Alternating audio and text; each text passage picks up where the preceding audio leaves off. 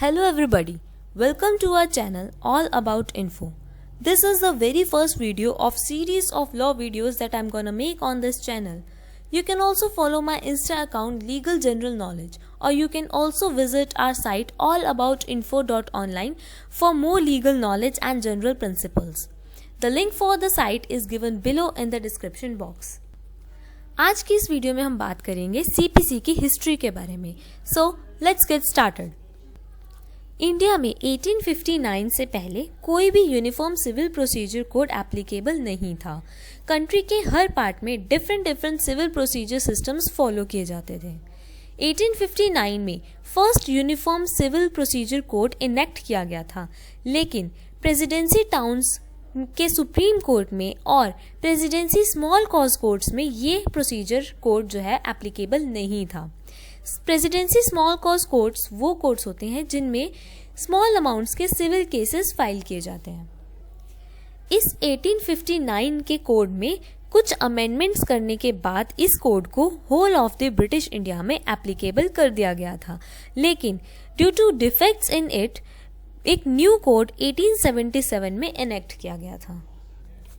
फिर 1882 में एक दूसरा कोड इनेक्ट किया गया था जिसमें भी time to time various amendments की गई थी.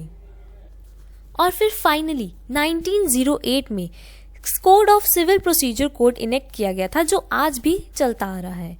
फर्दर इस कोड में दो इंपॉर्टेंट अमेंडमेंट एक्ट्स आए थे 1951 में एंड 1956 में. This code work satisfactorily though there were some defects in it. तो इन डिफेक्ट्स को फुलफिल करने के लिए या ओवरकम करने के लिए लॉ कमीशन ने वेरियस रिपोर्ट्स बनाई जिसमें कि उसने बहुत सारी रिकमेंडेशंस दी थी. And after considering these recommendations carefully government ने डिसाइड किया था कि वो बिल पास करेंगी सीपीसी के 1908 के कोड को अमेंड करने के लिए. इस अमेंडमेंट को लाने के लिए गवर्नमेंट ने कुछ पॉइंट्स कंसिडर किए गए थे. द फर्स्ट वन इज कि जो भी हमारा फेयर ट्रायल होगा उसको हमने नेचुरल जस्टिस के प्रिंसिपल्स के अकॉर्डिंग करना चाहिए.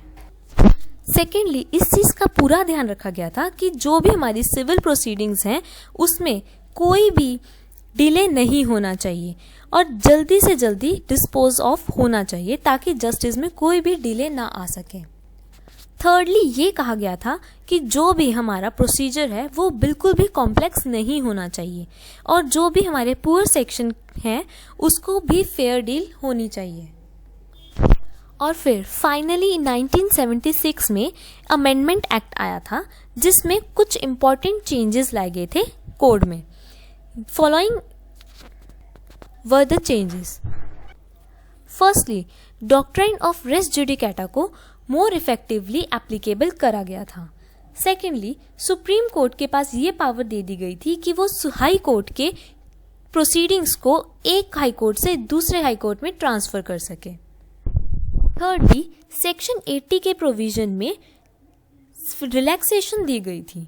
सेक्शन 80 ये कहता है कि अगर हमें गवर्नमेंट के अगेंस्ट या पब्लिक ऑफिसर के अगेंस्ट कोई भी सिविल सूट फाइल करना है तो उसके लिए हमें प्रायर नोटिस देना पड़ेगा.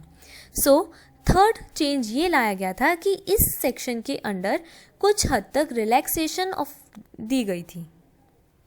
Fourthly right of appeal and revision के ऊपर कुछ हद तक रिस्ट्रिक्शंस इम्पोज की गई थी. फिफ्थ चेंज में ये इंश्योर किया गया था कि जो भी रिटन स्टेटमेंट और डॉक्यूमेंट्स कोर्ट में फाइल किए जाते हैं उसमें कोई भी डिले ना हो. और एक न्यू ऑर्डर 32A इंसर्ट किया गया था.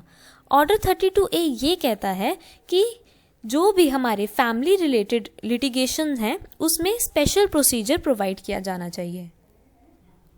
सेवेंथ चेंज ये था कि जिन केसेस में प्रीलिमिनरी या फिर फाइनल डिक्री पास की जाती थी उनमें इस प्रैक्टिस को अबॉलिश कर दिया गया था. एट्थ में ये चेंज किया गया था कि जो स्कोप ऑफ समरी ट्रायल्स हैं उनको वाइडन कर दिया गया था. And important changes were made to provide relief to poor section of the community. ये सारे 8 चेंजेस लाए गए थे अमेंडमेंट एक्ट 1976 के through. Amendments made under amendment act 1976 were found to be insufficient. इसकी इनसफिशिएंसी के कारण गवर्नमेंट ने एक कमेटी अपॉइंट करी जिसका नाम था जस्टिस मलिमत कमेटी। इसका मेन ऑब्जेक्टिव ये था कि सिविल केसेस को जितना जल्दी हो सके उतना जल्दी डिस्पोज ऑफ किया जाना चाहिए। इस कमेटी ने भी बहुत सारे रिकमेंडेशंस ले डाउन करी और इन रिकमेंडेशंस के बिहाफ पे 2 अमेंडमेंट एक्ट्स आए, amendment act of 1999 and amendment act of 2002। अब इन दोनों अमेंडमेंट एक्ट्स के थ्रू ये हुआ कि कुछ इम्पॉर्टेंट अमेंडमेंट्स दी गई थी इस कोड में। Firstly, time limit was prescribed in several matters, जैसे कि समन इशू करने के लिए, रिटन स्टेटमेंट फाइल करने के लिए या डॉक्यूमेंट कोर्ट में प्रोड्यूस करने के लिए टाइम को लिमिट कर दिया गया था ताकि डिले ना हो सके। सेकेंडली, एक प्रोविजन ऐड किया गया था जो कि बात करता था settlement of disputes outside the court के बारे में। थर्डली, नंबर ऑफ एडजर्नमेंट्स जो थी उनको भी रिस्ट्रिक्ट कर दिया गया था और एक प्रोविजन बनाया गया था जिसके अकॉर्डिंग जो कोर्ट कमिश्नर है वो एविडेंस को रिकॉर्ड कर सकता है। और लास्ट अमेंडमेंट ये की गई थी कोड में कि जो एंडलेस आर्ग्यूमेंट्स कोर्ट में किए जाते हैं उनको शॉर्ट, कुछ प्रोविजंस ऐड किए गए थे और चेंज किए गए थे ताकि जो एंडलेसली आर्ग्यूमेंट्स की जाती हैं कोर्ट में उनको शॉर्ट किया जा सके।